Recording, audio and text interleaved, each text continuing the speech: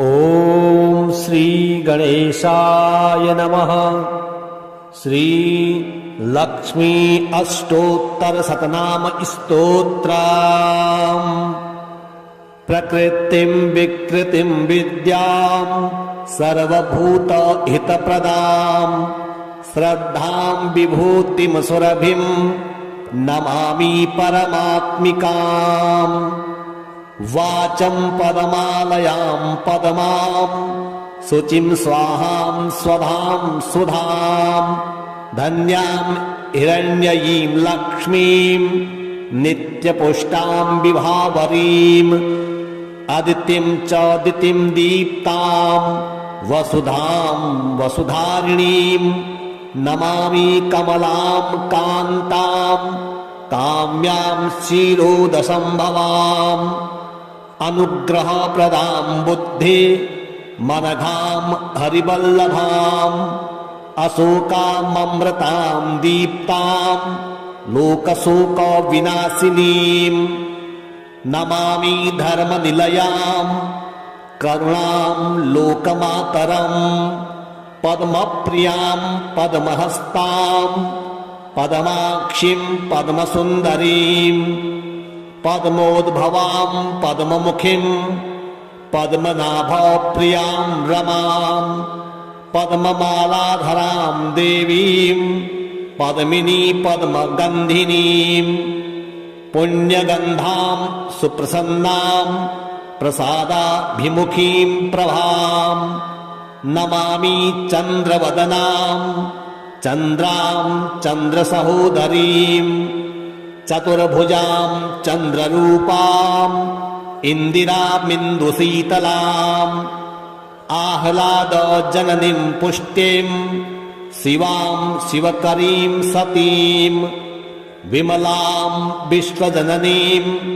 तुष्टिं दारिद्र्यनाशिनीं प्रीतिपुष्करिणीं शान्तां शुक्लमाल्याम्बरां श्रियां भास्करीं बिल्वनिलयां वरारोहां यशस्विनीं वसुन्धरामुदाराङ्गां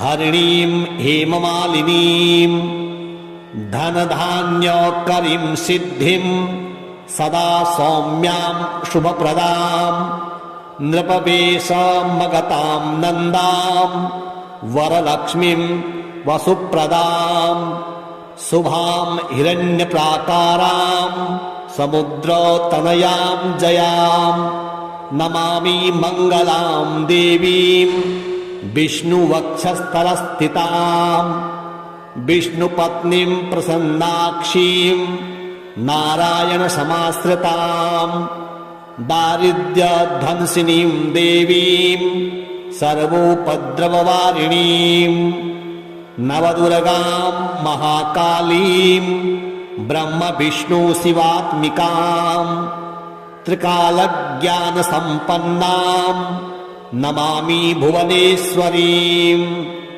लक्ष्मीं क्षीरसमुद्रराजतनयां श्रीरङ्गधामेश्वरीं दासीभूतसमस्तदेववनितां लोकैकदीपाङ्कुरां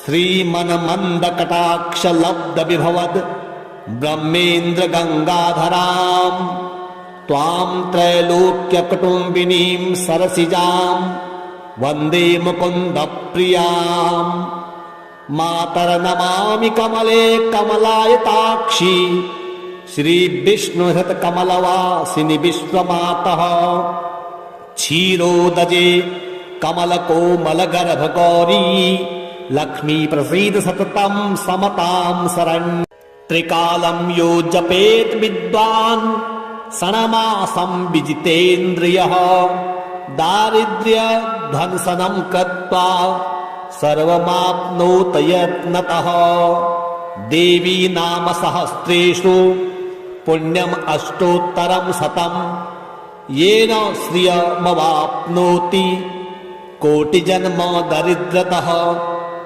भृगुवारे शतं धीमान् पठेत् वत्सरमात्रकम् अष्टैश्वर्यमवाप्नोति कुबेर इव भूतले।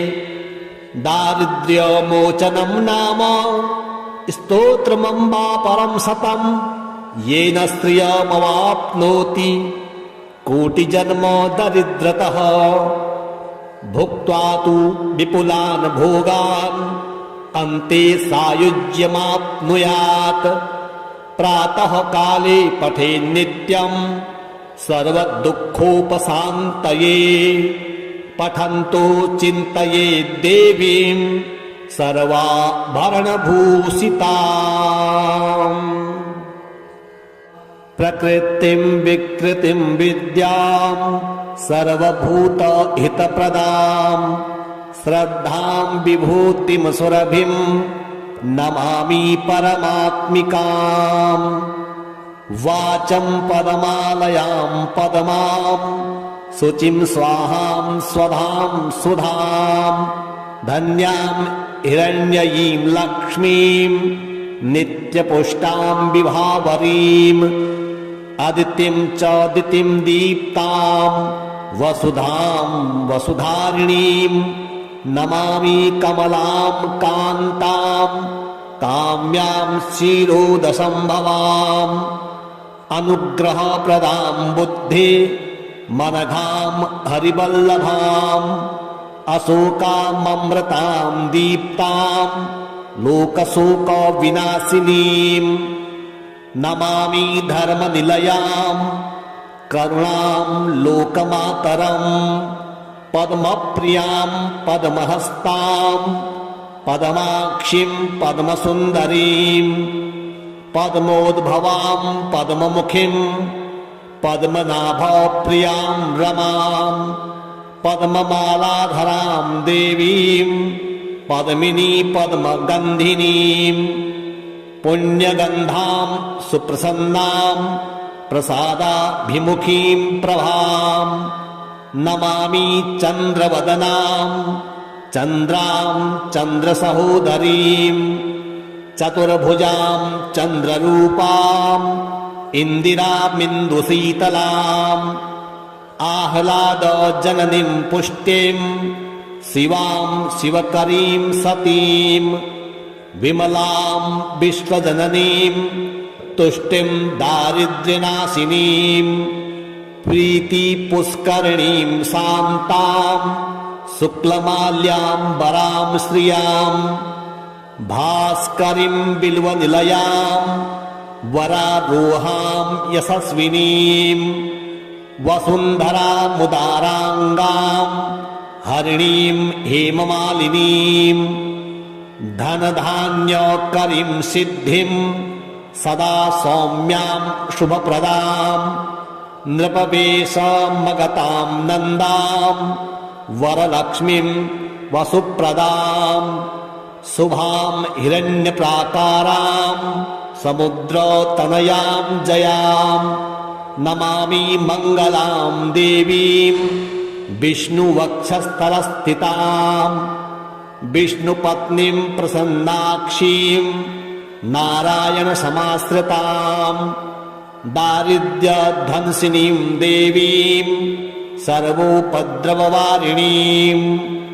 नवदुर्गां महाकालीं ब्रह्मविष्णुशिवात्मिकां, त्रिकालज्ञानसम्पन्नां नमामि भुवनेश्वरीं। लक्ष्मीं क्षीरसमुद्रराजतनयां श्रीरङ्गधामेश्वरीं, दासीभूतसमस्तदेववनितां लोकैकदीपाङ्कुरां। श्रीमन्मन्दकटाक्षलब्धविभवद् ब्रह्मेन्द्रगङ्गाधरां, त्वां त्रैलोक्यकुटुम्बिनीं सरसिजां वन्दे मुकुन्दप्रियां। मातर्नमामि कमले कमलायताक्षी, श्रीविष्णुहृतकमलवासिनि विश्वमातः। क्षीरोदजे कमलकोमलगर्भगौरी, लक्ष्मी प्रसीद सततं समतां शरण्य। त्रिकालं यो जपेत् विद्वान् षण्मासं विजितेन्द्रियः, दारिद्र्यध्वंसनं कृत्वा सर्वमाप्नोत यत्नतः। देवी नाम सहस्रेषु पुण्यम् अष्टोत्तरं शतम्। येन श्रियमवाप्नोति कोटिजन्म दरिद्रतः। भृगुवारे शतं धीमान् पठेत् वत्सरमात्रकम्। अष्टैश्वर्यमवाप्नोति कुबेर इव भूतले। दारिद्र्यमोचनं नाम स्तोत्रमम्बा परं शतम्। येन श्रियमवाप्नोति कोटिजन्म दरिद्रतः। भुक्त्वा तु विपुलान् भोगान् अन्ते सायुज्यमाप्नुयात्। प्रातः काले पठेन् नित्यम् सर्वदुःखोपशान्तये। पठन्तो चिन्तयेत् देवीं सर्वाभरणभूषिताम्। प्रकृतिं विकृतिं विद्यां सर्वभूतहितप्रदां। श्रद्धां विभूतिं सुरभिं नमामि परमात्मिकाम्। वाचं पदमालयां पदमां शुचिं स्वाहां स्वधां सुधां। धन्यां हिरण्ययीं लक्ष्मीं नित्यपुष्टां विभावरीम्। अदितिं च दितिं दीप्तां वसुधां वसुधारिणीं। नमामि कमलां कान्तां काम्यां क्षीरोदसंभवाम्। अनुग्रहप्रदां बुद्धि मनघां हरिवल्लभाम्। अशोकाममृतां दीप्तां लोकशोकविनाशिनीम्। नमामि धर्मनिलयां करुणां लोकमातरम्। पद्मप्रियां पद्महस्तां पद्माक्षीं पद्मसुन्दरीं। पद्मोद्भवां पद्ममुखीं पद्मनाभप्रियां रमां। पद्ममालाधरां देवीं पद्मिनी पद्मगन्धिनीं। पुण्यगन्धां सुप्रसन्नां प्रसादाभिमुखीं प्रभां। नमामि चन्द्रवदनां चन्द्रां चन्द्रसहोदरीं। चतुर्भुजां चन्द्ररूपां इन्दिरामिन्दुशीतलाम्। आह्लादजननीं पुष्टिं शिवां शिवकरीं सतीं। विमलां विश्वजननीं तुष्टिं दारिद्र्यनाशिनीं। प्रीतिपुष्करिणीं शान्तां शुक्लमाल्याम्बरां श्रियां। भास्करीं बिल्वनिलयां वरारोहां यशस्विनीं। वसुन्धरामुदाराङ्गां हरिणीं हेममालिनीं। धनधान्यकरीं सिद्धिं सदा सौम्यां शुभप्रदां।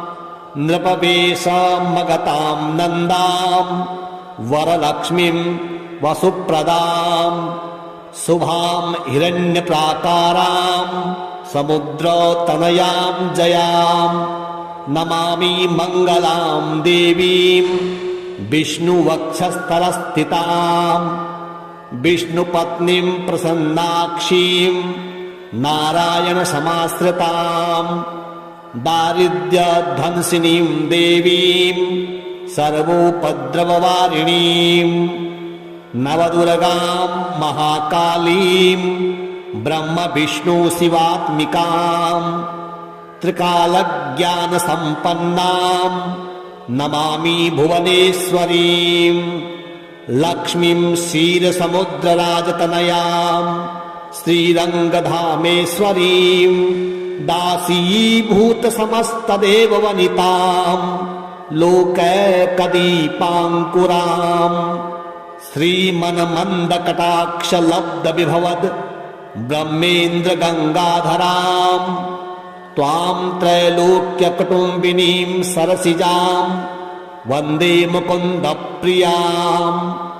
मातर्नमामि कमले कमलायताक्षी श्रीविष्णुहृतकमलवासिनि विश्वमातः क्षीरोदजे कमलकोमलगर्भगौरी लक्ष्मी प्रसीद सततं समतां शरण्य त्रिकालं यो जपेत् विद्वान् षण्मासं विजितेन्द्रियः दारिद्र्यध्वंसनं कृत्वा सर्वमाप्नोत यत्नतः देवी नाम सहस्रेषु पुण्यम् अष्टोत्तरं शतं येन श्रियमवाप्नोति कोटिजन्म दरिद्रतः भृगुवारे शतं धीमान् पठेत् वत्सरमात्रकम् अष्टैश्वर्यमवाप्नोति कुबेर इव भूतले दारिद्र्यमोचनं नाम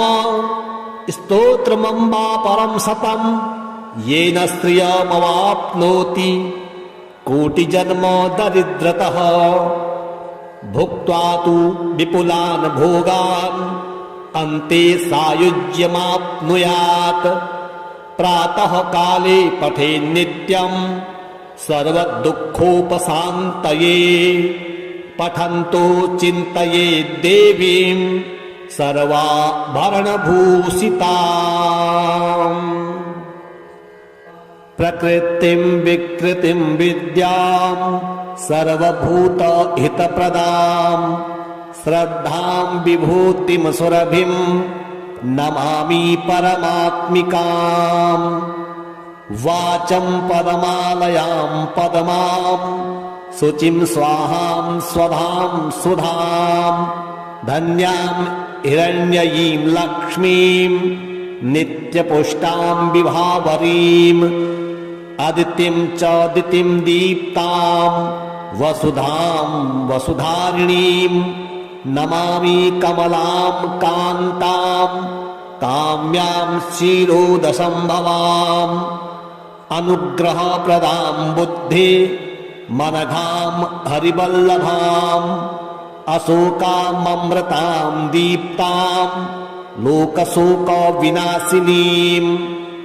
नमामि धर्मनिलयां करुणां लोकमातरं पद्मप्रियां पद्महस्तां पद्माक्षीं पद्मसुन्दरीं पद्मोद्भवां पद्ममुखीं पद्मनाभप्रियां रमां पद्ममालाधरां देवीं पद्मिनी पद्मगन्धिनीं पुण्यगन्धां सुप्रसन्नां प्रसादाभिमुखीं प्रभां नमामि चन्द्रवदनां चन्द्रां चन्द्रसहोदरीं चतुर्भुजां चन्द्ररूपां इन्दिरामिन्दुशीतलाम् आह्लादजननीं पुष्टिं शिवां शिवकरीं सतीं विमलां विश्वजननीं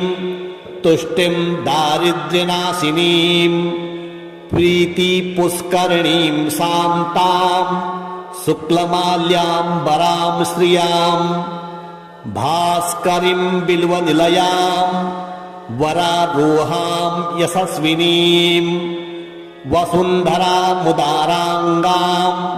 हरिणीं हेममालिनीं धनधान्यकरीं सिद्धिं सदा सौम्यां शुभप्रदां नृपवेशमगतां नन्दां वरलक्ष्मीं वसुप्रदां शुभां हिरण्यप्राकारां समुद्रतनयां जयां नमामि मङ्गलां देवीं विष्णुवक्षस्थलस्थितां विष्णुपत्नीं प्रसन्नाक्षीं नारायणसमाश्रितां दारिद्र्यध्वंसिनीं देवीं सर्वोपद्रववारिणीं नवदुर्गां महाकालीं ब्रह्मविष्णुशिवात्मिकां त्रिकालज्ञानसम्पन्नां नमामि भुवनेश्वरीं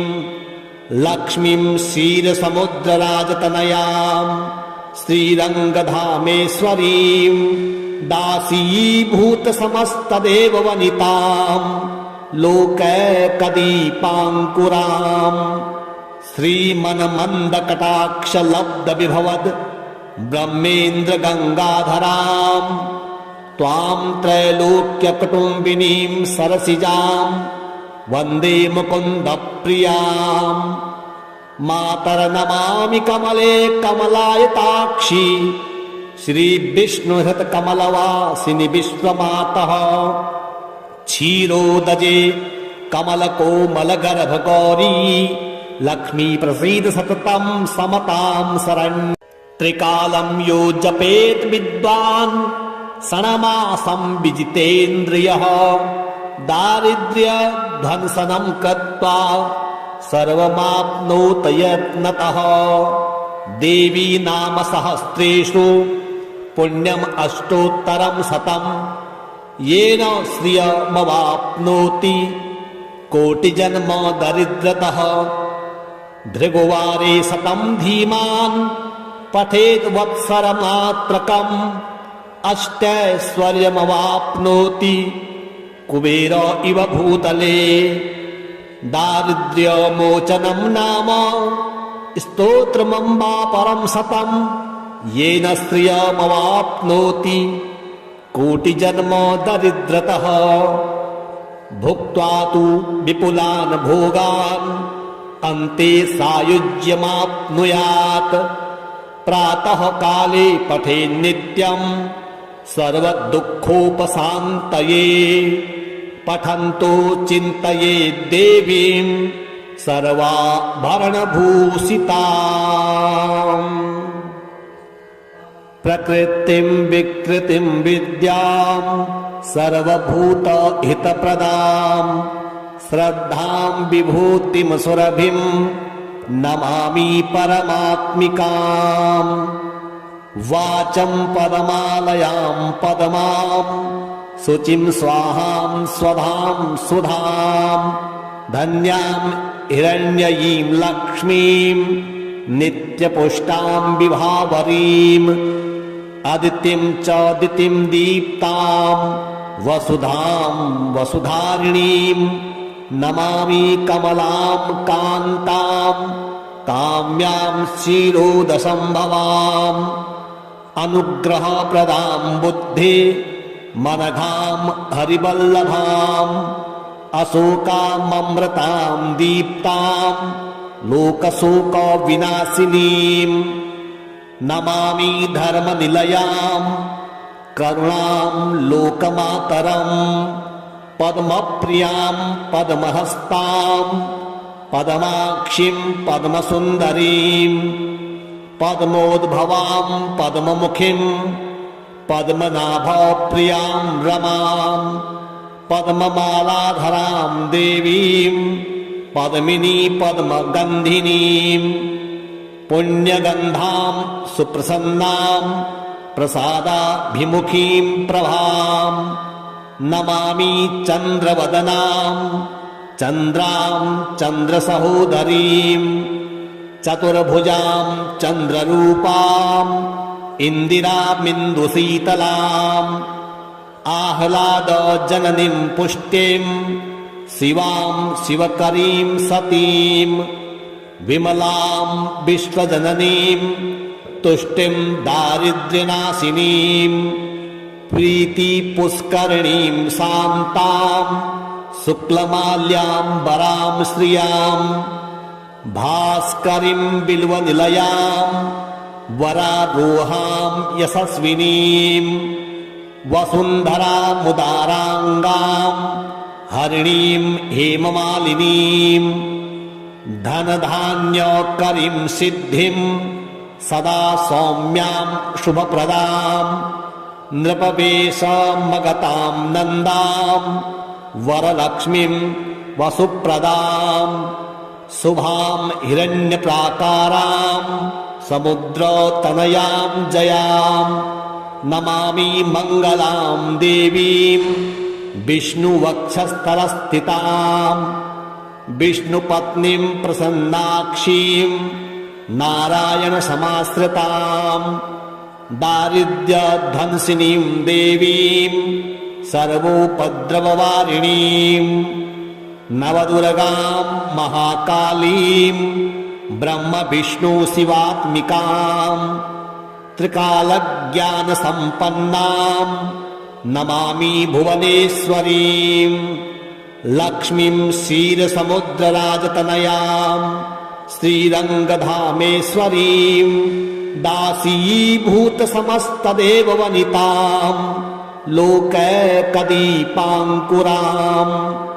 श्रीमन्मन्दकटाक्षलब्धविभवद् ब्रह्मेन्द्रगङ्गाधरां त्वां त्रैलोक्यकुटुम्बिनीं सरसिजां वन्दे मुकुन्दप्रियां मातर्नमामि कमले कमलायताक्षी श्रीविष्णुहृतकमलवासिनि विश्वमातः क्षीरोदजे कमलकोमलगर्भगौरी लक्ष्मी प्रसीद सततं समतां शरण्य त्रिकालं यो जपेत् विद्वान् षण्मासं विजितेन्द्रियः दारिद्र्यध्वंसनं कृत्वा सर्वमाप्नोत यत्नतः देवी नाम सहस्रेषु पुण्यम् अष्टोत्तरं शतं येन श्रियमवाप्नोति कोटिजन्म दरिद्रतः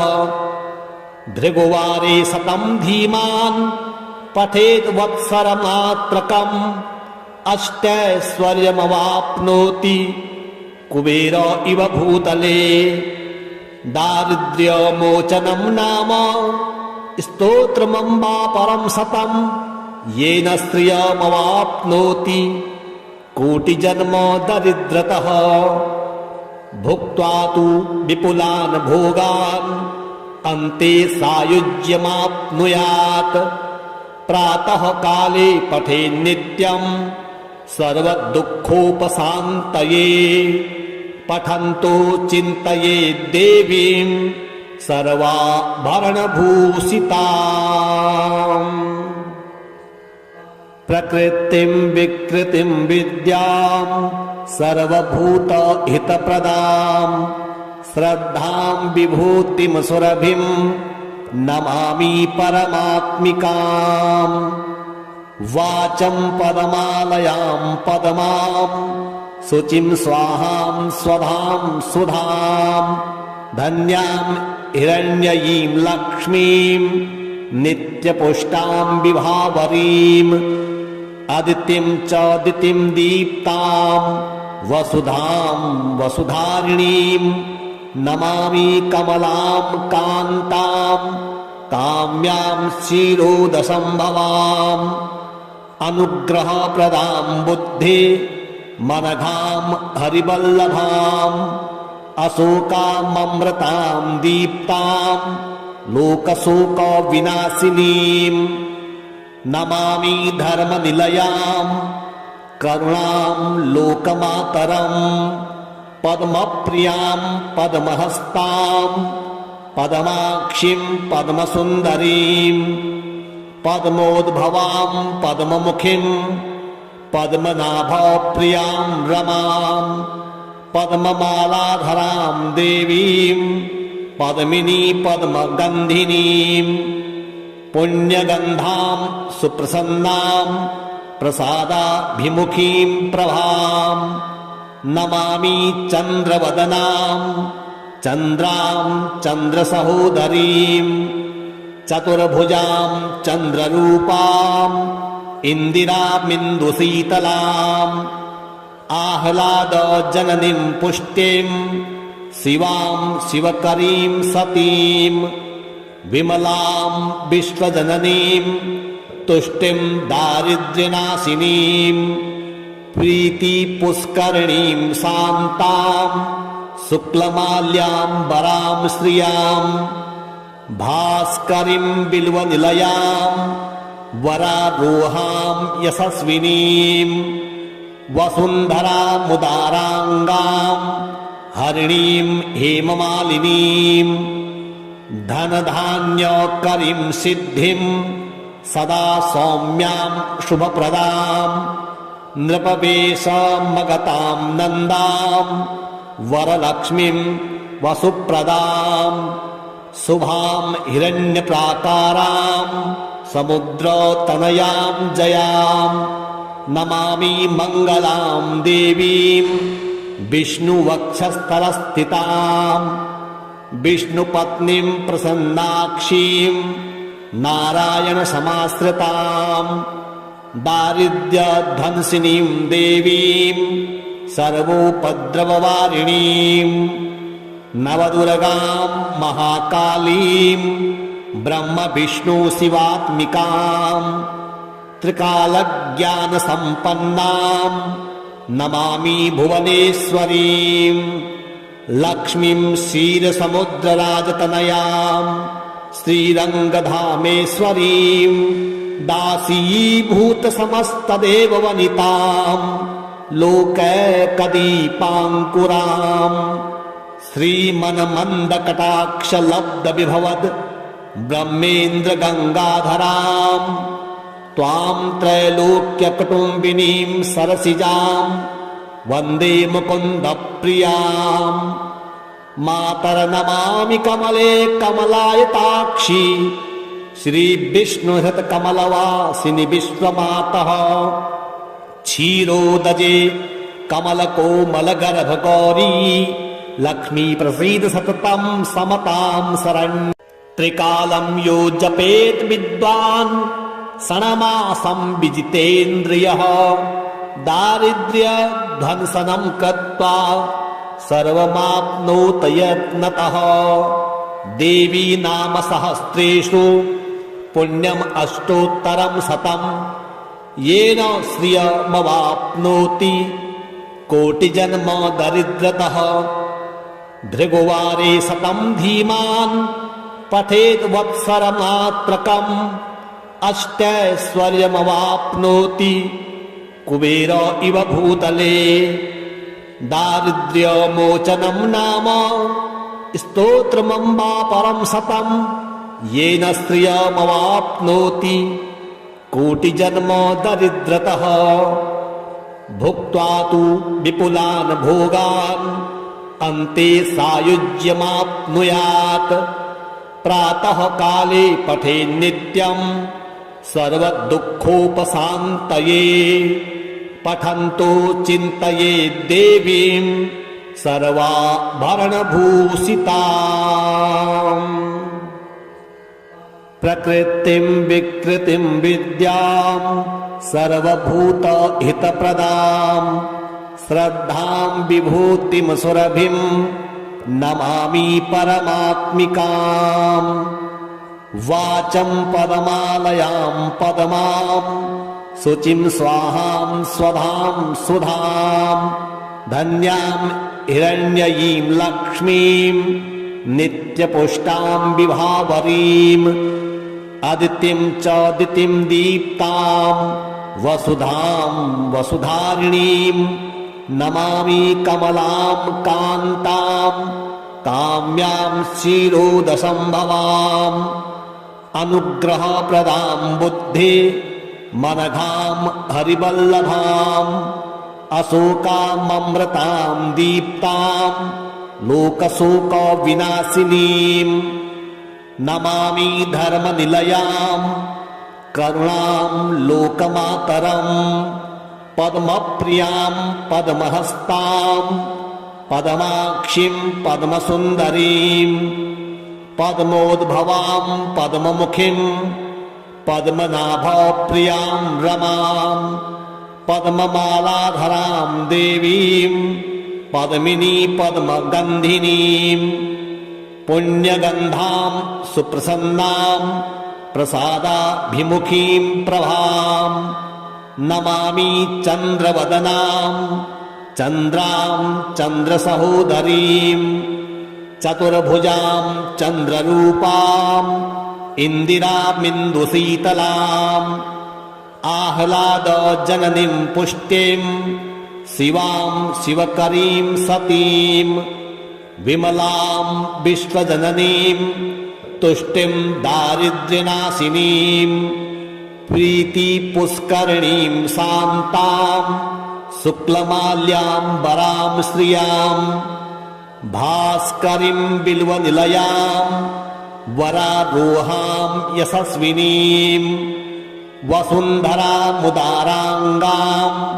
हरिणीं हेममालिनीं धनधान्यकरीं सिद्धिं सदा सौम्यां शुभप्रदां नृपवेशमगतां नन्दां वरलक्ष्मीं वसुप्रदां शुभां हिरण्यप्राकारां समुद्रतनयां जयां नमामि मङ्गलां देवीं विष्णुवक्षस्थलस्थितां विष्णुपत्नीं प्रसन्नाक्षीं नारायणसमाश्रितां दारिद्र्यध्वंसिनीं देवीं सर्वोपद्रववारिणीं नवदुर्गां महाकालीं ब्रह्मविष्णुशिवात्मिकां त्रिकालज्ञानसम्पन्नां नमामि भुवनेश्वरीं लक्ष्मीं क्षीरसमुद्रराजतनयां श्रीरङ्गधामेश्वरीं दासीभूतसमस्तदेववनितां लोकैकदीपाङ्कुरां श्रीमन्मन्दकटाक्षलब्धविभवद् ब्रह्मेन्द्रगङ्गाधरां त्वां त्रैलोक्यकुटुम्बिनीं सरसिजां वन्दे मुकुन्दप्रियां मातर्नमामि कमले कमलायताक्षी श्रीविष्णुहृतकमलवासिनि विश्वमातः क्षीरोदजे कमलकोमलगर्भगौरी लक्ष्मी प्रसीद सततं समतां शरण्य त्रिकालं यो जपेत् विद्वान् षण्मासं विजितेन्द्रियः दारिद्र्यध्वंसनं कृत्वा सर्वमाप्नोत यत्नतः देवी नाम सहस्रेषु पुण्यम् अष्टोत्तरं शतं येन श्रियमवाप्नोति कोटिजन्म दरिद्रतः भृगुवारे शतं धीमान् पठेत् वत्सरमात्रकम् अष्टैश्वर्यमवाप्नोति कुबेर इव भूतले दारिद्र्यमोचनं नाम स्तोत्रमम्बा परं शतं येन श्रियमवाप्नोति कोटिजन्म दरिद्रतः भुक्त्वा तु विपुलान् भोगान् अन्ते सायुज्यमाप्नुयात् प्रातः काले पठेत् नित्यं सर्वदुःखोपशान्तये पठन्तो चिन्तयेत् देवीं सर्वाभरणभूषिताम् प्रकृतिं विकृतिं विद्यां सर्वभूतहितप्रदां श्रद्धां विभूतिं सुरभिं नमामि परमात्मिकाम् वाचं पदमालयां पदमां शुचिं स्वाहां स्वधां सुधां धन्यां हिरण्ययीं लक्ष्मीं नित्यपुष्टां विभावरीं अदितिं च दितिं दीप्तां वसुधां वसुधारिणीं नमामि कमलां कान्तां काम्यां क्षीरोदसम्भवाम् अनुग्रहप्रदां बुद्धि मनघां हरिवल्लभाम् अशोकाममृतां दीप्तां लोकशोकविनाशिनीं नमामि धर्मनिलयां करुणां लोकमातरं पद्मप्रियां पद्महस्तां पद्माक्षीं पद्मसुन्दरीं पद्मोद्भवां पद्ममुखीं पद्मनाभप्रियां रमां पद्ममालाधरां देवीं पद्मिनी पद्मगन्धिनीं पुण्यगन्धां सुप्रसन्नां प्रसादाभिमुखीं प्रभां नमामि चन्द्रवदनां चन्द्रां चन्द्रसहोदरीं चतुर्भुजां चन्द्ररूपाम् इन्दिरामिन्दुशीतलाम् आह्लादजननीं पुष्टिं शिवां शिवकरीं सतीं विमलां विश्वजननीं तुष्टिं दारिद्र्यनाशिनीं प्रीतिपुष्करिणीं शान्तां शुक्लमाल्याम्बरां श्रियां भास्करीं बिल्वनिलयां वरारोहां यशस्विनीं वसुन्धरामुदाराङ्गां हरिणीं हेममालिनीं धनधान्यकरीं सिद्धिं सदा सौम्यां शुभप्रदां नृपवेशमगतां नन्दां वरलक्ष्मीं वसुप्रदां शुभां हिरण्यप्राकारां समुद्रतनयां जयां नमामि मङ्गलां देवीं विष्णुवक्षस्थलस्थितां विष्णुपत्नीं प्रसन्नाक्षीं नारायणसमाश्रितां दारिद्र्यध्वंसिनीं देवीं सर्वोपद्रववारिणीं नवदुर्गां महाकालीं ब्रह्मविष्णुशिवात्मिकां त्रिकालज्ञानसम्पन्नां नमामि भुवनेश्वरीं लक्ष्मीं क्षीरसमुद्रराजतनयां श्रीरङ्गधामेश्वरीं दासीभूतसमस्तदेववनितां लोकैकदीपाङ्कुरां श्रीमन्मन्दकटाक्षलब्धविभवद् ब्रह्मेन्द्रगङ्गाधरां त्वां त्रैलोक्यकुटुम्बिनीं सरसिजां वन्दे मुकुन्दप्रियां मातर्नमामि कमले कमलायताक्षी श्रीविष्णुहृतकमलवासिनि विश्वमातः क्षीरोदजे कमलकोमलगर्भगौरी लक्ष्मी प्रसीद सततं समतां शरण्य त्रिकालं यो जपेत् विद्वान् षण्मासं विजितेन्द्रियः दारिद्र्यध्वंसनं कृत्वा सर्वमाप्नोत यत्नतः देवी नाम सहस्रेषु पुण्यम् अष्टोत्तरं शतं येन श्रियमवाप्नोति कोटिजन्म दरिद्रतः भृगुवारे शतं धीमान् पठेत् वत्सरमात्रकम् अष्टैश्वर्यमवाप्नोति कुबेर इव भूतले दारिद्र्यमोचनं नाम स्तोत्रमम्बा परं शतं येन श्रियमवाप्नोति कोटिजन्म दरिद्रतः भुक्त्वा तु विपुलान् भोगान् अन्ते सायुज्यमाप्नुयात् प्रातः काले पठेन् नित्यं सर्वदुःखोपशान्तये पठन्तो चिन्तयेत् देवीं सर्वाभरणभूषिताम्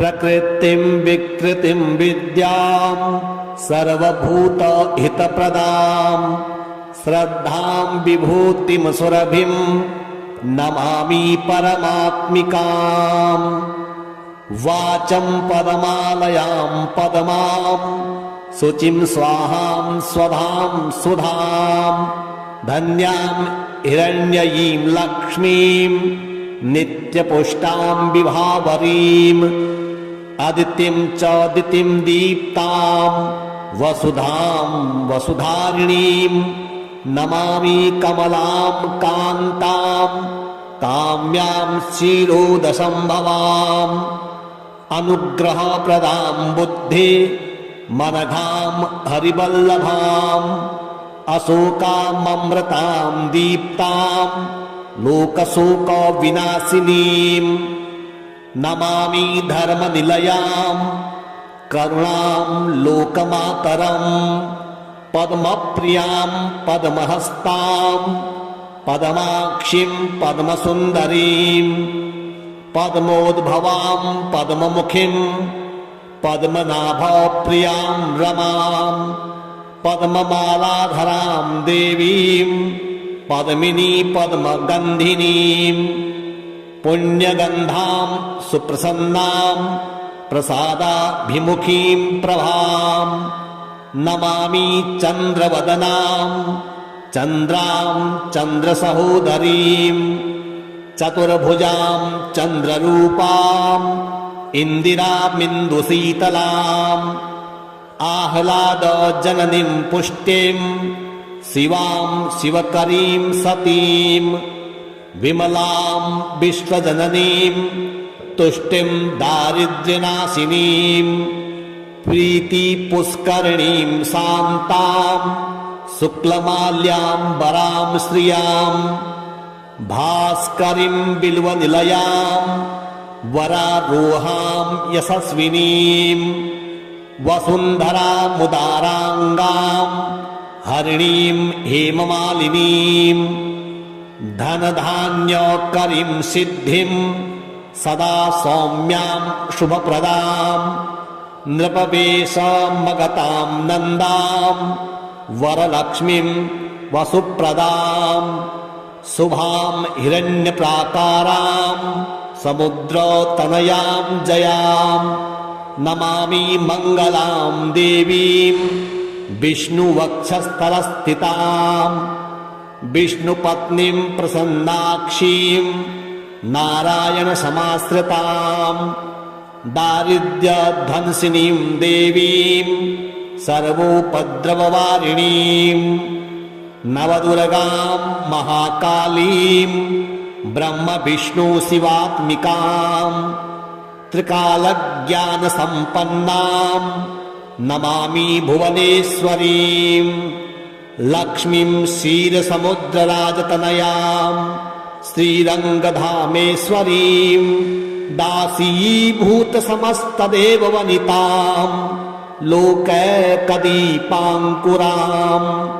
श्रीमन्मन्दकटाक्षलब्धविभवद् ब्रह्मेन्द्रगङ्गाधरां त्वां त्रैलोक्यकुटुम्बिनीं सरसिजां वन्दे मुकुन्दप्रियां मातर्नमामि कमले कमलायताक्षी श्रीविष्णुहृतकमलवासिनि विश्वमातः क्षीरोदजे कमलकोमलगर्भगौरी लक्ष्मी प्रसीद सततं समतां शरण्यं त्रिकालं यो जपेत् विद्वान् षण्मासं विजितेन्द्रियः दारिद्र्यध्वंसनं कृत्वा सर्वमाप्नोत यत्नतः देवी नाम सहस्रेषु पुण्यम् अष्टोत्तरं शतं येन श्रियमवाप्नोति कोटिजन्म दरिद्रतः भृगुवारे शतं धीमान् पठेत् वत्सरमात्रकम् अष्टैश्वर्यमवाप्नोति कुबेर इव भूतले दारिद्र्यमोचनं नाम स्तोत्रमम्बा परं शतं येन श्रियमवाप्नोति कोटिजन्म दरिद्रतः भुक्त्वा तु विपुलान् भोगान् अन्ते सायुज्यमाप्नुयात् प्रातः काले पठेन् नित्यं सर्वदुःखोपशान्तये पठन्तो चिन्तयेत् देवीं सर्वाभरणभूषिताम्।